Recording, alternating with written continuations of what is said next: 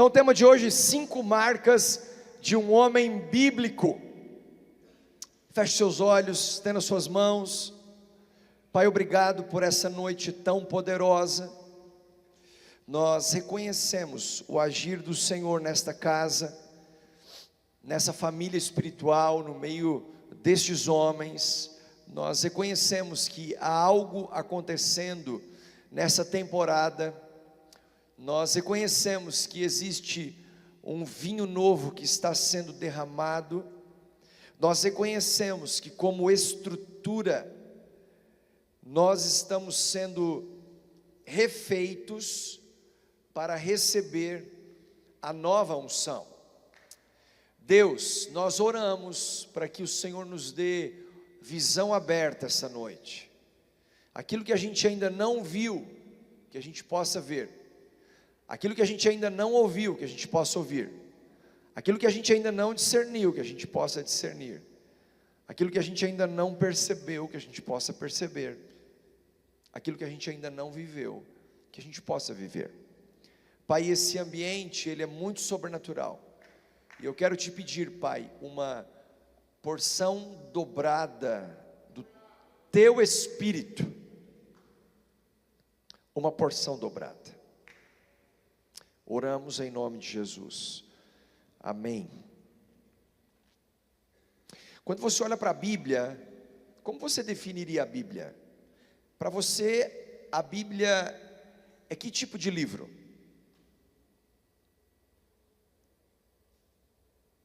Já parou para pensar nisso? Quando você olha para a palavra de Deus, e você fosse defini-la em uma frase, como você definiria? Objetiva, uma palavra, vida, manual do homem, salvação, verdade. Defina a Bíblia em uma palavra, em uma frase. A Bíblia diz o que eu sou, um alimento espiritual, caminho, palavra de Deus,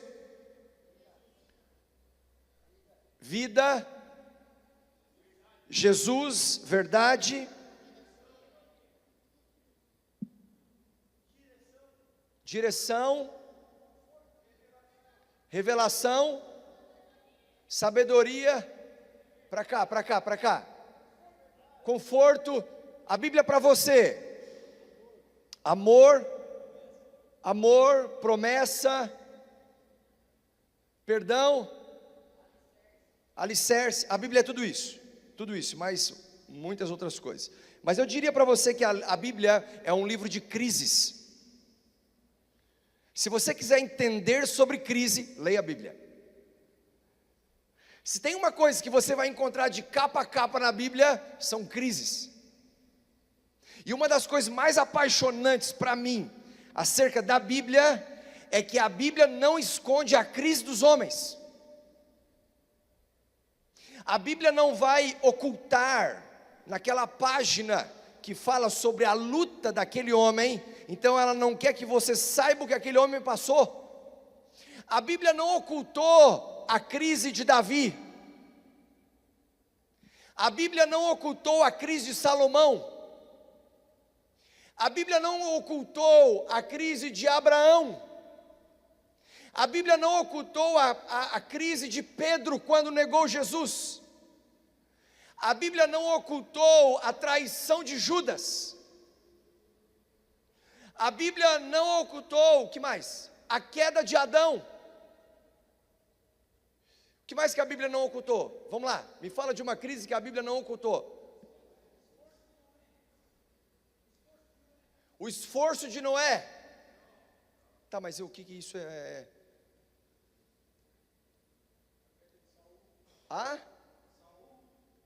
A queda de Saul.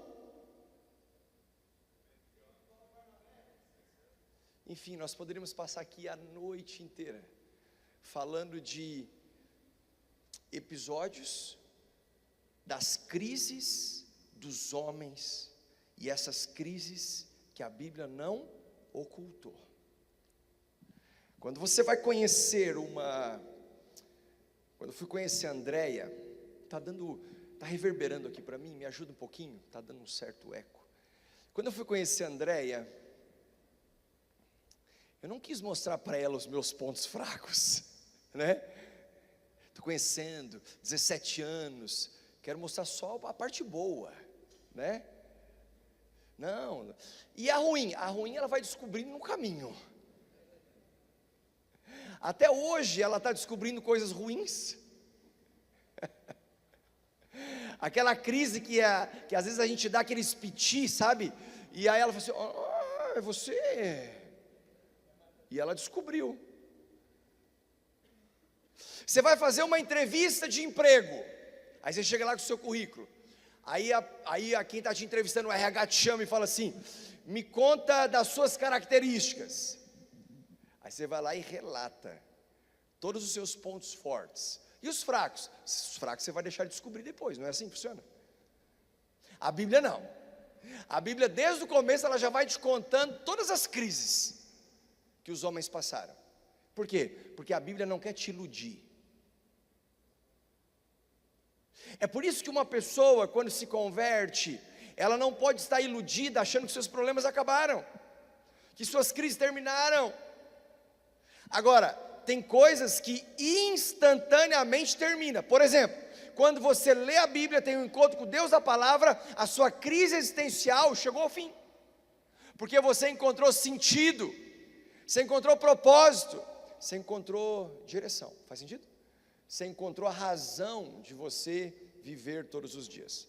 Então eu definiria a Bíblia como sendo um livro que revela a crise dos homens. E isso me apaixona. Sempre a Bíblia apresenta como grandes homens bíblicos enfrentaram suas crises. Então, assim como você vê as crises de Abraão, de Adão, de Davi, de Salomão, de Sansão, você vê as crises de Pedro, você vê as crises de Paulo, você vê todas as crises que elas estão reveladas e nada ocultas na Bíblia. Você vai perceber como esses homens bíblicos enfrentaram as suas crises. Então, a primeira pergunta que eu quero te fazer hoje: o que é ser um homem bíblico?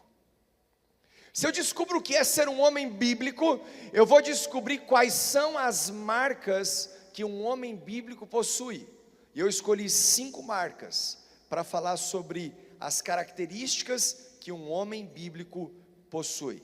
Se eu pudesse te responder o que é ser um homem bíblico, eu te diria, é usar a Bíblia em tudo. Diga comigo, ser um homem bíblico é usar a Bíblia em tudo. E o que significa usar a Bíblia em tudo? É usar a Bíblia como base para tudo. É usar a Bíblia como parâmetro para tudo na vida. Eu vou namorar. Qual é a minha base? A Bíblia. Não é a opinião do meu vizinho. Vou começar um relacionamento de namoro. Sou um jovem. Vou começar a conhecer uma moça. E eu quero construir esse relacionamento saudável. Qual é o meu parâmetro? A Bíblia. Não é o mundo lá fora. Eu preciso ir para a palavra, faz sentido? E eu vou descobrir que na Bíblia, o ensino sobre namoro vai me levar a ter um namoro santo. Vai me dizer na palavra de Deus, e vai me mostrar, vai me ensinar, vai me dar fundamento, que um namoro santo, ele espera para ter um relacionamento sexual dentro do casamento. Por quê? Porque eu escolhi ter um namoro de um homem bíblico. Faz sentido? Então, um homem bíblico, ele vai cuidar desse relacionamento, porque a palavra de Deus é a sua única regra de fé e de conduta. Vou me casar. Qual é a minha base? Qual é o meu parâmetro? Se ser um homem bíblico é colocar a Bíblia em tudo, eu tenho que ir para a palavra de Deus e ver o que a Bíblia ensina sobre casamento.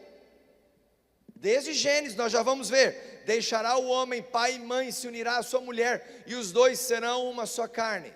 Então já começa a nos ensinar que para você entrar num relacionamento, você tem que deixar algumas prioridades que até então estava como número 1 na sua vida, de lado, para você ter uma nova prioridade. Não significa que você vai abandonar seus pais, não significa que você vai virar as costas para eles, mas significa que você escolheu constituir a sua família, e você vai começar a priorizar a sua esposa, você vai começar a priorizar a sua casa, você vai começar a priorizar os seus filhos, porque você entrou no casamento, e a Bíblia é a sua base, e a sua regra de fé e conduta.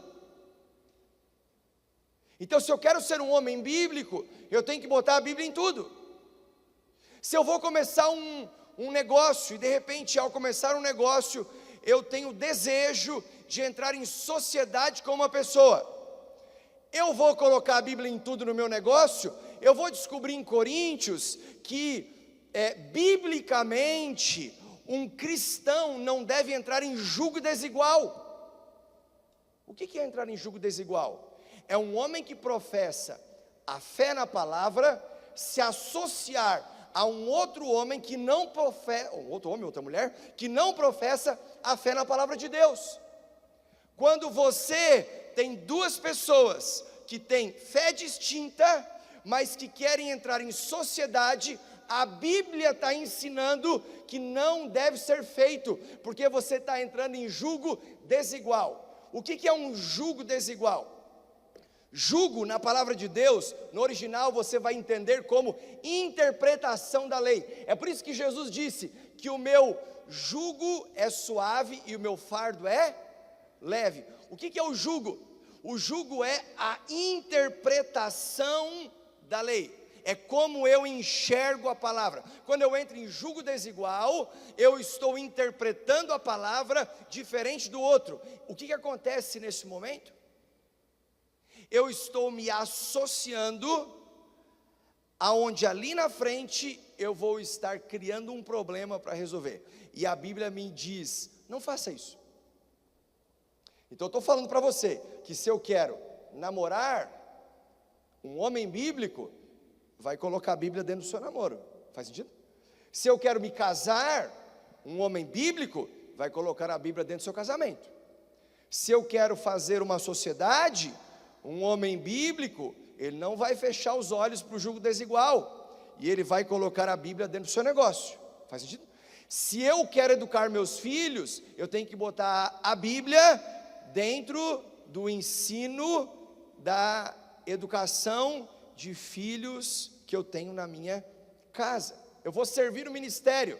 Se eu vou servir no ministério, eu preciso colocar a Bíblia em tudo. Então eu não sirvo porque eu quero ser reconhecido, eu não sirvo porque eu quero ser valorizado, eu sirvo porque a Bíblia diz que o maior é aquele que serve.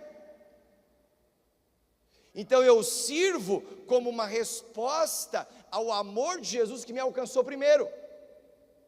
Eu não sirvo na igreja para fazer network para o meu negócio. Ainda que isso possa ser uma consequência positiva do relacionamento da fé cristã entre os irmãos, mas eu sirvo porque eu estou como resposta ao amor dele na minha vida, querendo ser fiel ao amor que me alcançou primeiro. Então eu coloco a Bíblia no meu servir. Se eu vou buscar a presença de Deus, o que me move é estar com Deus. Então eu estou colocando a Bíblia dentro desse relacionamento. E a Bíblia está me chamando para uma intimidade profunda com Deus. Então, meu irmão, o homem bíblico se move por um parâmetro. E sabe qual é o parâmetro que o homem bíblico se move? A Bíblia. E o resto é secundário. E o que é secundário? Secundário pode ser a tendência de mercado. Então eu não me movo pela tendência de mercado, eu não me movo pela oscilação do dólar, eu não me movo pela moda, eu não me movo pela opinião dos outros, eu me movo por aquilo que a Bíblia diz. Ainda que é sabedoria eu perceber a tendência de mercado, ainda que é sabedoria eu perceber a moda, ainda que é sabedoria eu fazer uma leitura do mundo em que eu estou inserido, mas o que move um homem bíblico deve ser a palavra de Deus. E nós vamos encontrando essas marcas num homem que decide viver à luz da palavra de Deus. Se eu for perguntar como eu devo viver a minha vida e abrir para cada um aqui dar a sua opinião, vamos ser sinceros, todo mundo vai ter uma opinião para a vida que eu devo ter. Se eu falar assim, como você acha que o seu pastor deve viver a sua vida? Como você acha que o seu pastor deve administrar suas finanças? Como você acha que o seu pastor deve viver o seu casamento? Como ele deve se portar nas redes sociais? Todo mundo vai ter uma opinião. Todo mundo vai ter uma opinião. Até porque hoje em dia as pessoas, elas entram nas nossas vidas sem ao menos nós perguntarmos. Imagina se nós perguntarmos. Elas já entram na opinião, elas já entram na sugestão, elas já entram. Agora imagina se você pergunta. Então um homem bíblico, ele precisa começar a ir além da tendência de mercado, além da moda, além da opinião das pessoas. Um homem bíblico, ele só se move porque ele encontrou parâmetro na palavra de Deus, porque ele encontrou base na palavra de Deus.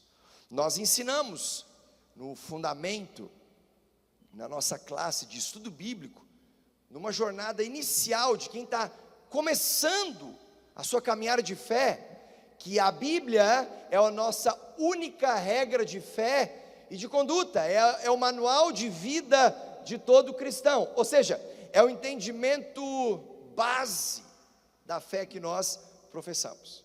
Então, homens bíblicos têm marcas profundas, e a Bíblia vai aprofundando ainda mais essas marcas. À medida que você vai cavando, conhecendo, mergulhando, entendendo, as marcas que a Bíblia vai provocando no seu coração, ela vai ficando cada vez mais evidente. Se você, ao mergulhar na palavra, perceber que o Senhor está te chamando para uma vida de temor, quanto mais você vai para a palavra, mais temor você tem. Se você é um homem que quer andar numa retidão, se você é um homem que quer andar em honra, se você é um homem que quer andar em fidelidade, quanto mais você busca na palavra, mais reto você se torna, mais fiel você se torna, mais alinhado você caminha. Então o tempo vai passar e essas marcas, elas não serão apagadas, ao contrário, essas marcas de um homem bíblico, elas serão cada vez mais evidenciadas. Agora, se eu falei para você no começo, que a Bíblia é um livro de crises, quer saber uma das principais crises do mundo atual? Eu diria para você que uma das principais crises do mundo atual é a falta de referência. As pessoas estão o tempo todo olhando para os lados e procurando a quem seguir,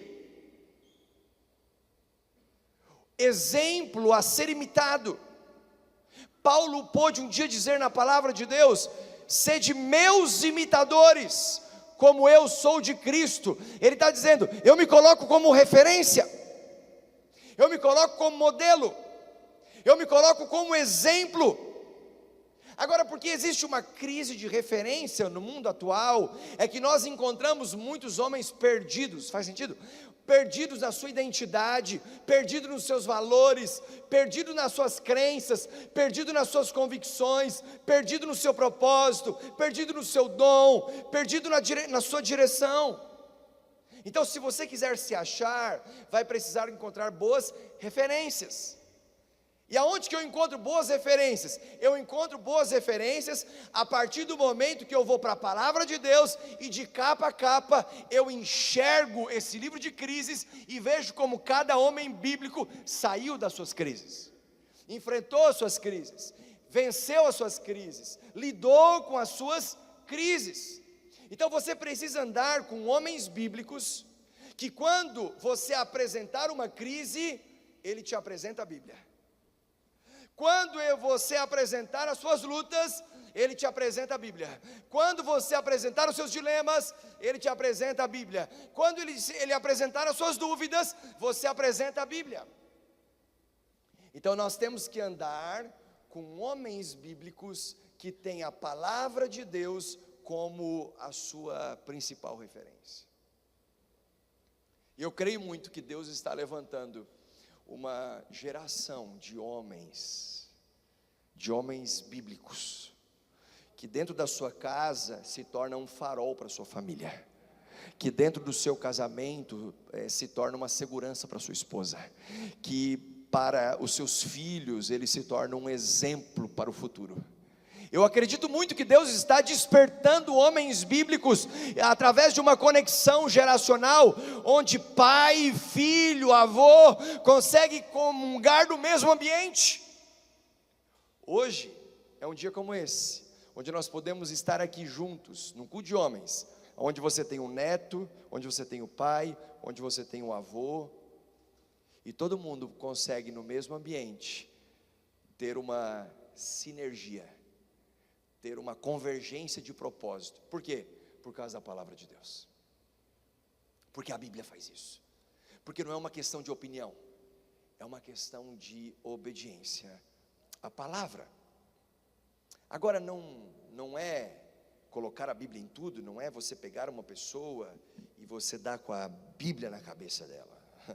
Não, colocar a Bíblia em tudo é você abrir a palavra e você enfiar sua cabeça dentro da Bíblia. Ou seja, para que a palavra de Deus entre no seu coração e ela de fato, ela te transforme para sempre. Eu creio muito que homens estão sendo levantados com um temor sem precedentes. Você está aqui numa quinta-feira de frio como essa, isso diz muito mais a seu respeito do que você possa imaginar.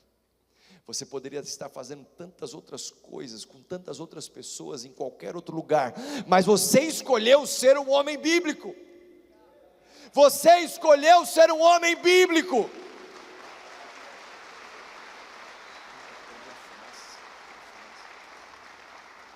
Um homem bíblico.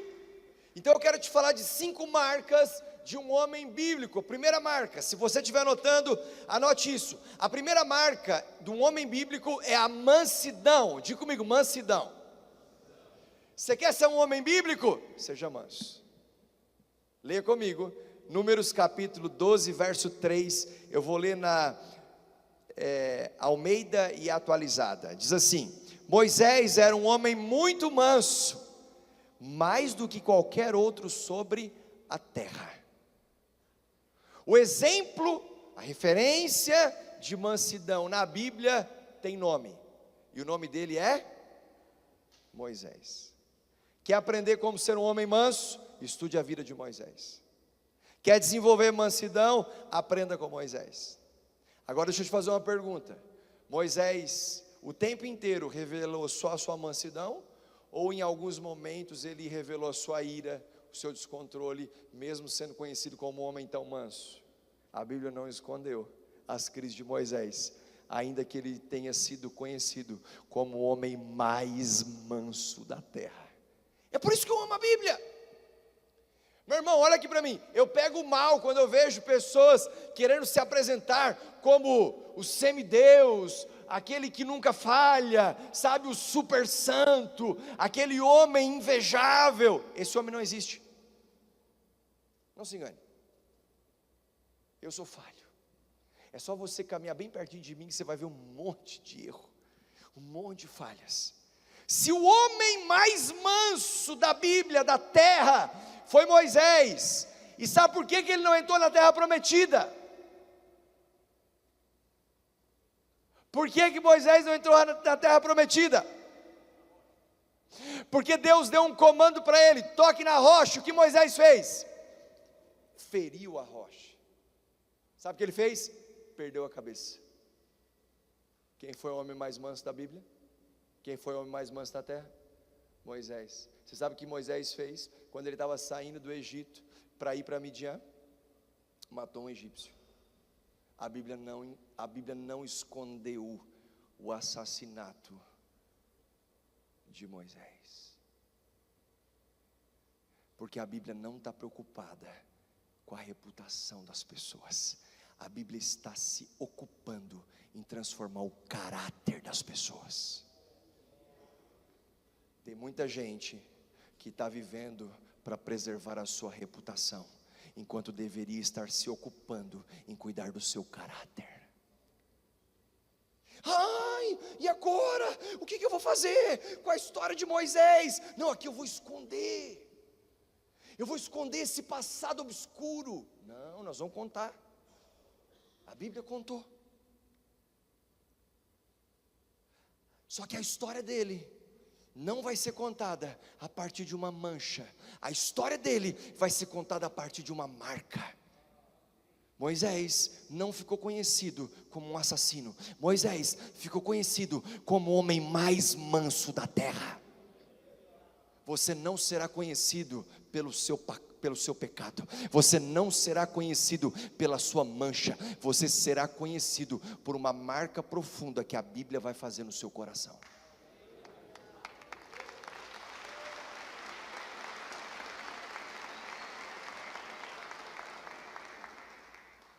A mansidão não é sinônimo de complacência. Tem gente que tenta ser manso e se torna complacente. Tem gente que tenta ser manso e se torna passivo. Tem gente que tenta ser manso e fica omisso. Tem gente que tenta ser manso e se esconde atrás da sua personalidade ou do seu temperamento. Tem gente que tenta ser manso e quer falar bem pouquinho porque ele está com medo de tropeçar nas suas palavras. Obviamente que a Bíblia também ensina que no silêncio até o tolo passa por sábio. Mas você não vai conseguir passar uma vida inteira em silêncio. Você não pode passar uma vida inteira sem arriscar, sem tentar, sem viver a sua verdadeira identidade. Faz sentido? Eu conheci um homem, eu não sei se ele está aqui hoje, tentei encontrá-lo. Essa fumaça está me atrapalhando um pouco. Resolveu? Tá bom. Se eu te contasse quem ele é, você diria para mim: esse é o homem mais manso que a gente tem na igreja. E aí você conversa com ele, você não percebe nenhum descontrole. Se eu te contasse quem é esse homem, você não vai notar que ele luta com uma crise interior. E teve um momento que eu disse para ele: olha, o senhor é um exemplo de mansidão. Ele olhou para mim e disse assim: é porque você não sabe o vulcão que tem dentro de mim. E ele disse: você sabe qual que é o meu maior ponto fraco? O meu maior ponto fraco é a ira. Eu falei: não pode. Não, se você é a ira, imagina eu. Ele falou: é porque aqui dentro tem um vulcão. Um vulcão. Mas à medida que nós vamos caminhando com o Senhor, nós vamos dando o fruto do Espírito. E mansidão é parte do fruto. Quem está me entendendo? Você quer ser um homem bíblico? Seja um homem manso. Você quer ser um homem bíblico? Seja manso com a sua esposa. Você quer ser um homem bíblico? Seja manso nos seus relacionamentos. Você quer ser um homem bíblico? Seja manso na igreja. Você quer ser um homem bíblico? Seja manso com os seus colaboradores. Tem gente que é santo no domingo. Ah, mas se você vê ele na segunda de manhã, você fala: não pode. É o mesmo. Não parece, mas é. Aí você chega para os colaboradores dele e fala assim: me conta. Eu falo: não te conto. Porque é como se nós estivéssemos falando de duas pessoas.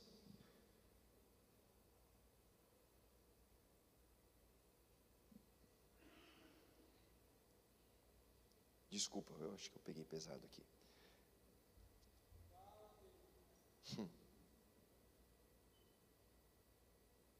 Quando eu completei 40 anos, estou com 41, nós estávamos fazendo um momento de oração, no meu aniversário, e a Andréia estava orando por mim. Ela disse assim: eu sinto no meu espírito, que essa temporada que você vai entrar, ela me deu uma palavra, vai ser uma temporada de muita mansidão. Eu não sei se ela estava profetizando, discernindo, ou me dando uma indireta, né? Pode ser de tudo um pouquinho. Mas eu tomei posse daquela palavra. Tomei posse. Porque como homem, nós somos desafiados o tempo inteiro na nossa mansidão. Você tem uma meta para bater, você tem uma casa para prover, você tem filhos para educar, sustentar, você tem contas para pagar. Então é natural que você fique debaixo de uma pressão. E no meio de tudo isso, nós olhamos para a palavra e encontramos uma referência. E a nossa referência de mansidão é Moisés. Que ainda assim a Bíblia não escondeu as suas crises. Eu tenho uma palavra para te dar. A sua principal área de força pode se tornar a sua maior fraqueza. Vou repetir. A sua maior área de força pode se tornar a sua maior fraqueza. Moisés era o homem mais manso da terra. Ele não entrou na terra prometida porque faltou mansidão.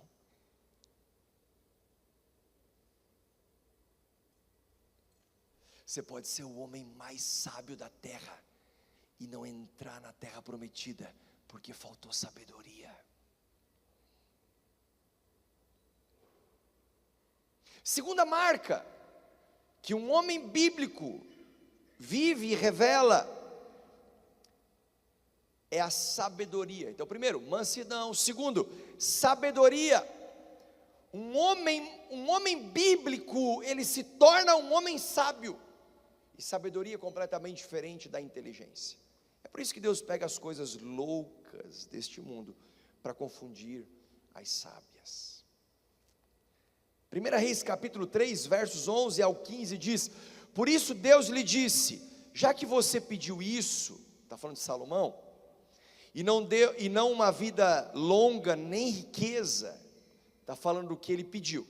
O que ele pediu? A Bíblia diz, porque você pediu isso, diga comigo, isso.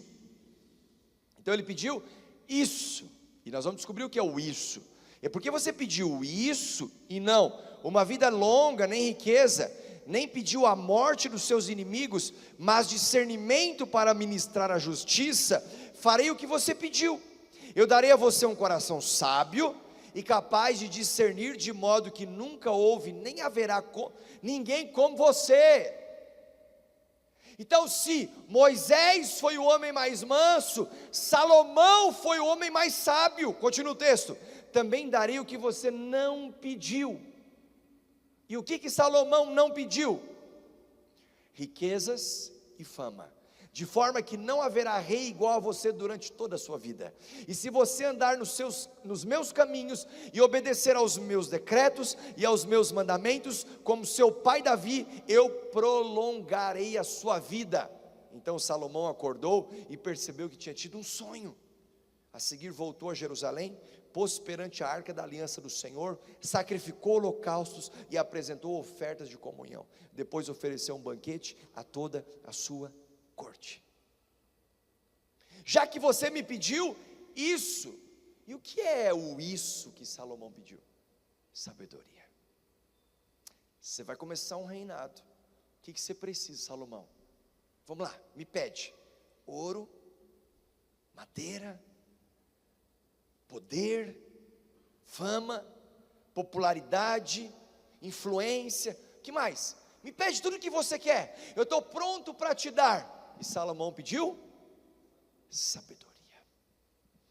Porque você me pediu isso, e isso é sabedoria. E para que você me pediu isso? Você me pediu isso para discernir as intenções do povo, para governar o povo, para conduzir o meu povo. Ou seja, Salomão, você pediu uma coisa que não é para você, você me pediu uma coisa que é para abençoar os outros, e porque você me pediu uma coisa para abençoar os outros, e não só para os seus próprios interesses, eu vou te dar o que você me pediu e o que você não me pediu. Eu vou te dar a sabedoria, mas eu também vou te dar a riqueza. eu também vou te dar fama, eu também vou te dar influência, eu também vou te dar voz, eu também vou te dar popularidade, ainda que você não tenha me pedido. Por que Deus fez isso? Porque Deus encontrou uma marca no coração desse homem. É porque Ele quis a sabedoria. Primeira marca, mansidão. Segunda marca, sabedoria. Se você pedir a Deus sabedoria, outras coisas podem vir no pacote. Terceira marca de um homem bíblico, eu chamo de audácia.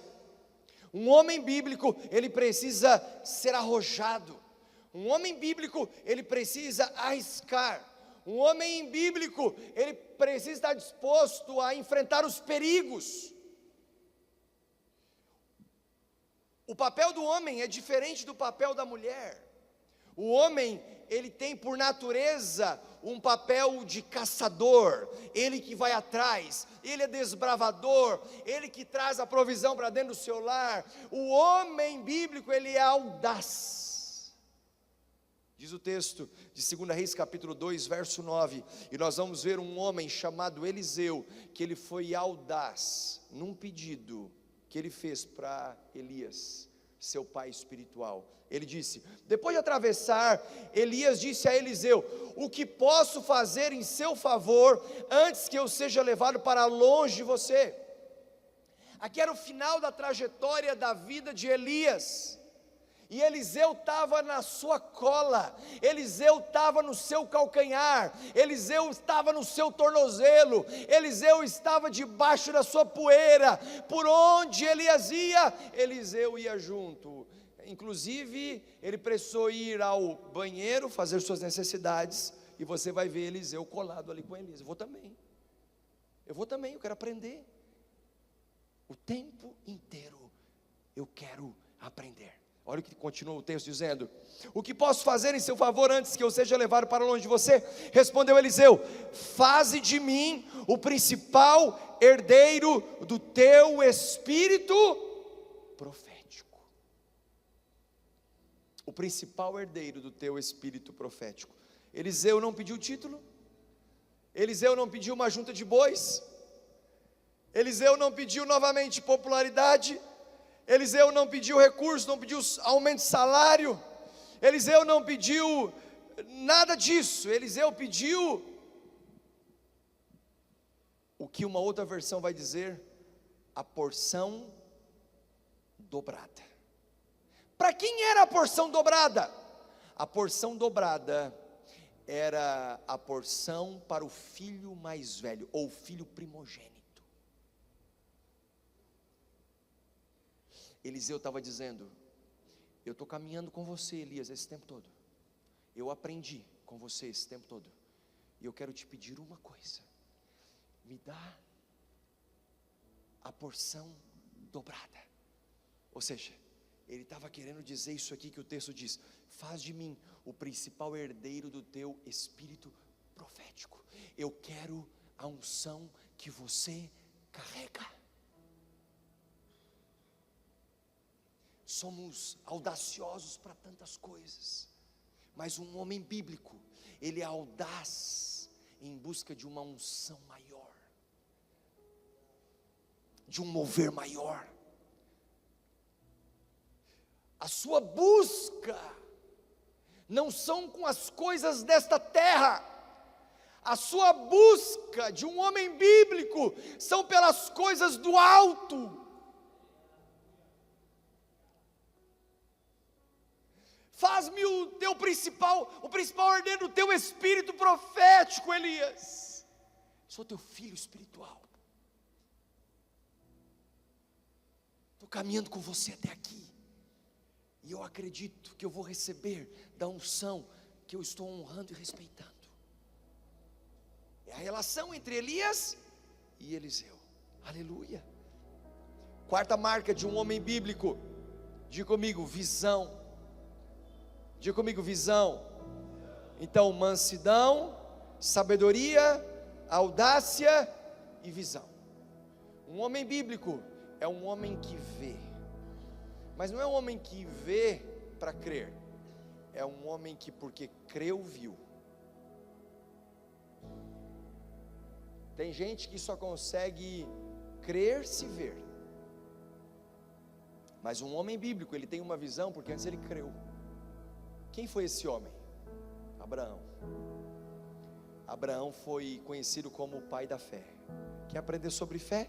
Estude a história de Abraão. Olha o que diz o texto em Gênesis capítulo 15. E aqui eu quero separar em dois textos. O Abraão do Gênesis 12, que recebe uma promessa, e o Abraão do Gênesis 15, que recebe uma visão. Diga comigo: Gênesis 12, uma promessa. Gênesis 15, uma visão. Mais uma vez, Gênesis 12, uma promessa. Gênesis 15, uma visão.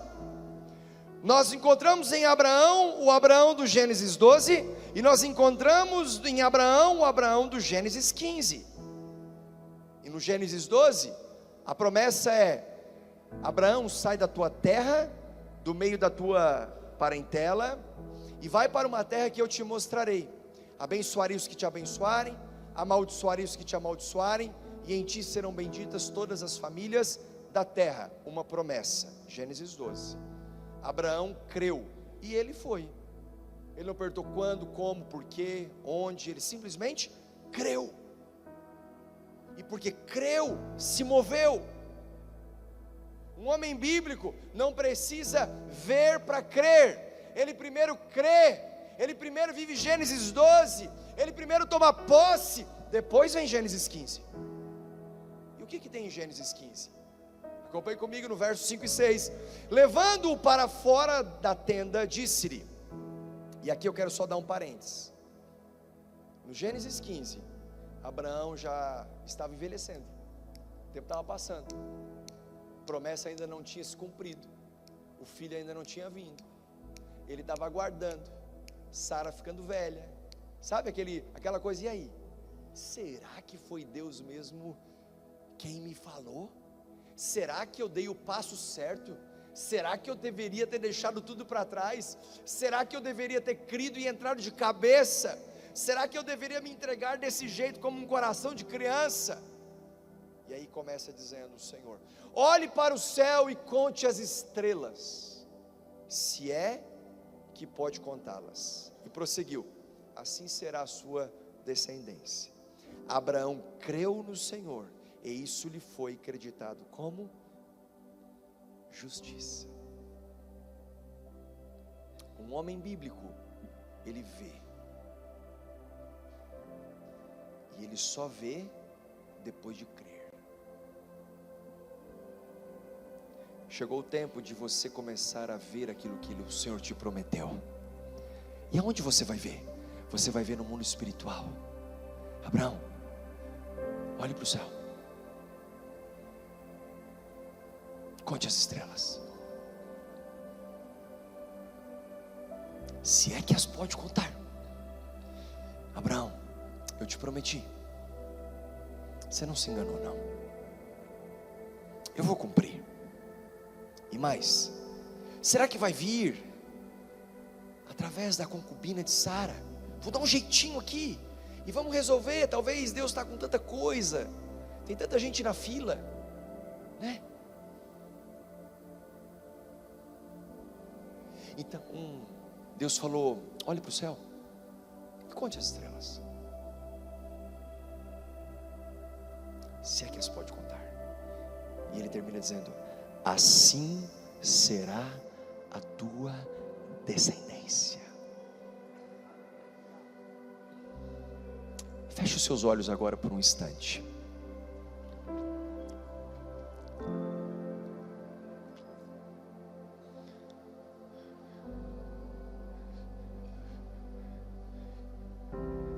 E como Abraão, de olhos fechados, porque essa experiência que ele teve foi através de um sonho.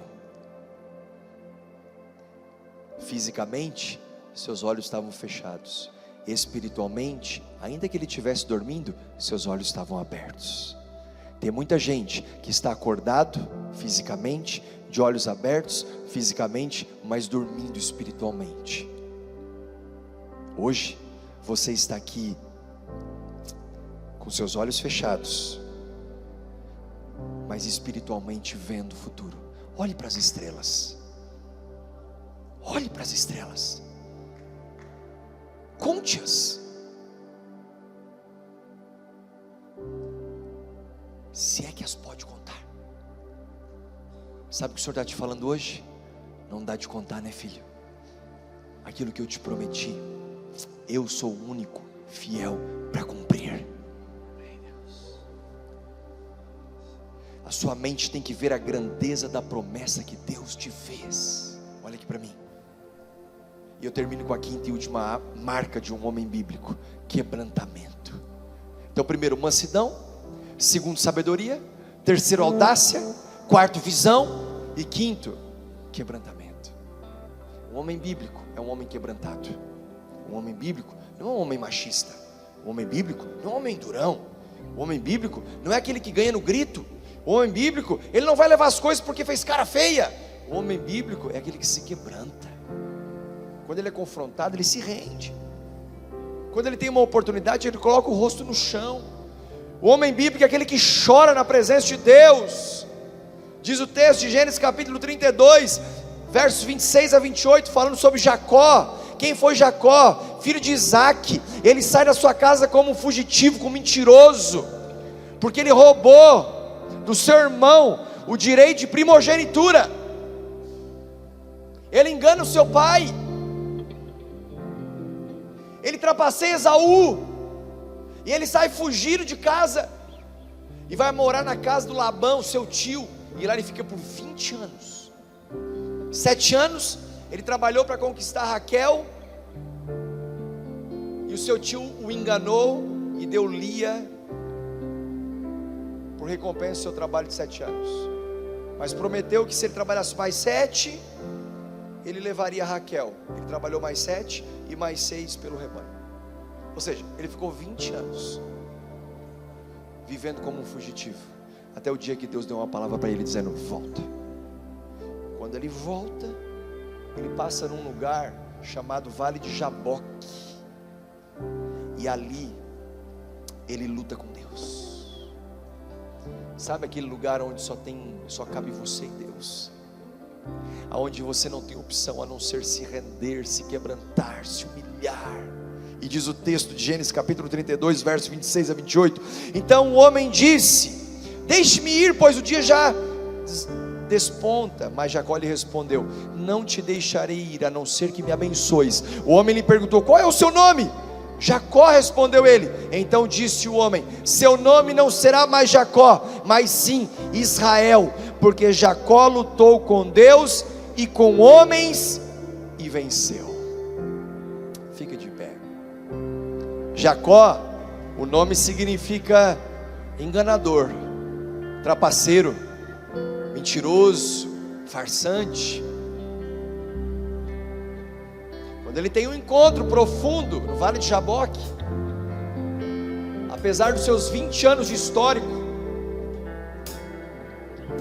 ele vai para um encontro profundo com o Senhor. E ele diz: eu não te largo enquanto tu não me abençoares. Ele estava dizendo: essa noite não vai passar sem que eu mude de vida. Eu fui enganador, trapaceiro, mentiroso, tá bom, mas e daqui para frente? Daqui para frente será Israel. O que significa Israel? Príncipe de Deus. De mentiroso a príncipe, de enganador a príncipe, de trapaceiro a príncipe. Você não será conhecido pela mancha do seu passado, você será conhecido pela marca do seu encontro com Deus.